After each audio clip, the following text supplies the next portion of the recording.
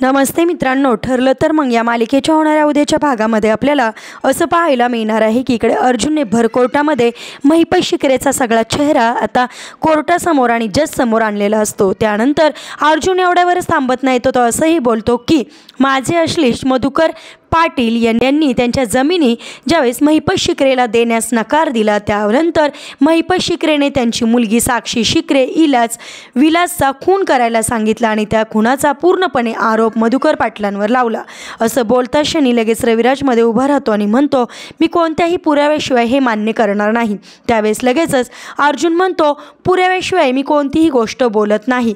जनता चाळ आणि त्याचबरोबर वात्सल्य आश्रम या दोन्हीशी अगदी जवळचा संबंध असणार एक विकनेस माझ्याकडे आहे असं म्हटल्यानंतर तो कुसुमला साक्ष द्यायला आता बोलवतो आणि कुसुमला साक्ष द्यायला बोलवल्यानंतर अर्जुन कुसुमला म्हणतो की महिपत याला तुम्ही जनता चाळ आणि त्याचबरोबर वात्सल्य आश्रम या दोन्ही गोष्टींमध्ये तुम्हाला महिपतचा कसा घाणेरडा अनुभव आला।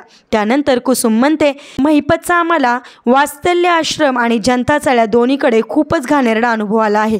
खूपच खालच्या वृत्तीचा आणि घाणेरड्या दर्जाचा हा माणूस आहे। म्हणजे त्या कुसुमच्या साक्षीमुळे पूर्णपणे केस आता कायापालट झालेला असतो आणि आता महिपत गजा आड म्हणजेच आता महिपतला अटक होताना आपण पाहणार आहोत। असेच मालिकेच्या पुढील अपडेटसाठी तुम्ही आपल्या रंजक मराठी चॅनलला नक्की सबस्क्राईब करा। थँक्यू।